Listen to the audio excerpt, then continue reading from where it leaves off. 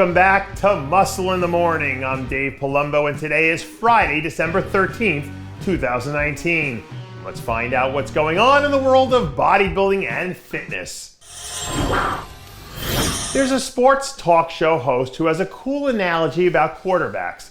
He said some athletes are trucks, some are trailers. The trucks are the athletes who have enough horsepower to carry a franchise, and the trailers are the athletes who will always need a strong support cast to drag them along. Well, I have news for you. In the world of figures, Sidney Gillan is the truck of all trucks. And she's back to training full blast again, and she looks as good as she ever has. And I think she'll probably be one big win away from cementing herself as the greatest of all time. She has all the wheels in motion right now, and the only thing left to do is arrive at her final destination. One of the things that my dad taught me as a kid that still stuck with me to this day is that people don't tell you who they are with their words. They do it with their actions. And right now, I'm picking up Sergio Oliva Jr.'s signals loud and clear. Jr.'s heading into his first Arnold Classic looking to make a statement. And that statement is, my name belongs in the conversation with the rest of bodybuilding's elite athletes. These are the kind of moments that serve as a cornerstone of legacies. So I don't think we should completely count out someone who approaches the craft with this mentality.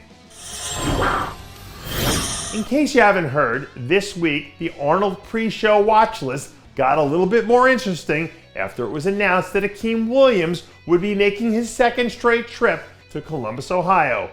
Personally, I think this is a great move for Akeem, considering the fact that he's coming off the best season of his career. And when you're in a competitive flow like this, I believe the best thing you can do is keep it going.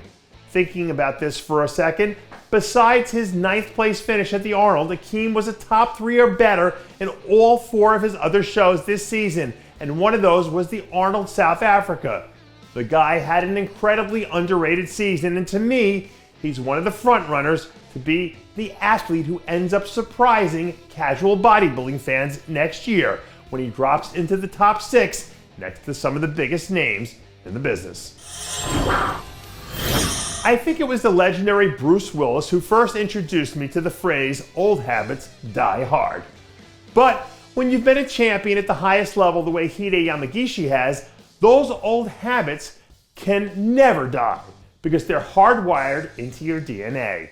A few days ago, we saw a vintage Hide back training clip start to make its way around social media, where we saw the former Arnold 212 champ working alongside longtime friend and training partner Milos Sarshev.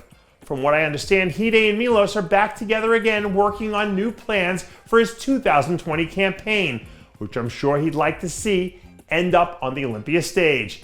At the peak of his powers, Hide was one of the most dangerous athletes in the division on any given night. So if he can get even close to being that guy again, who knows what can happen once the lights come on. And that does it for yet another edition of Muscle in the Morning. I'm Dave Palumbo, reminding you to always be true to your passions, and make sure to follow us on Facebook, Twitter, and Instagram.